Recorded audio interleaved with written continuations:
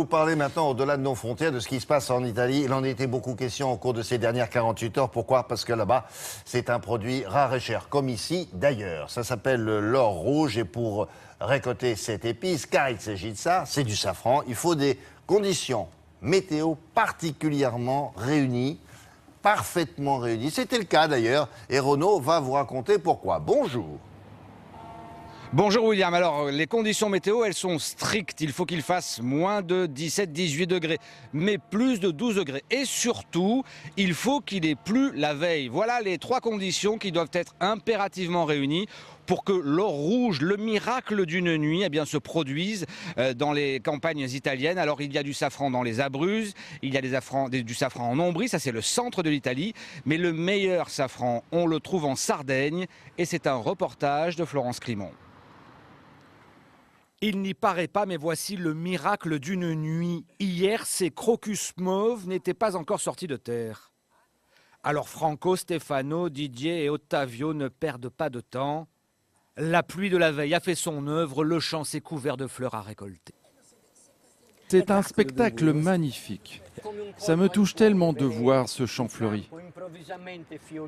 La veille au soir, il n'y avait rien. Et ce matin, il y a ce manteau mauve. De ces fleurs, il y en a 8000 à ramasser, une par une. On les ramasse une par une. Il faut être patient. Ensuite, on les glisse dans le panier. Et c'est encore mieux si les fleurs sont fermées et en bouton. Fin de la première étape. Attention, il ne faut pas endommager les fleurs, c'est de l'or. Et tout petit, dans cette partie de la Sardaigne, on est déjà sensibilisé à ce végétal précieux. Ici, c'est la capitale italienne du safran.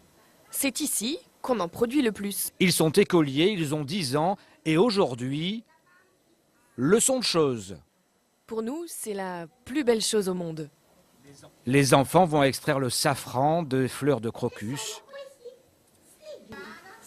Ce sont ces petites brindilles qu'il faut séparer des pétales. Ce sont ces filaments rouges. Maintenant, les enfants, c'est à vous. Prenez une fleur chacun. Au travail, les enfants ont déjà le coup de main. Avec précaution, ils séparent les stigmates, c'est comme ça qu'on appelle les brins de safran, du corps de la fleur. Ça me vient de mon grand-père. Lui, il le cultive dans les champs.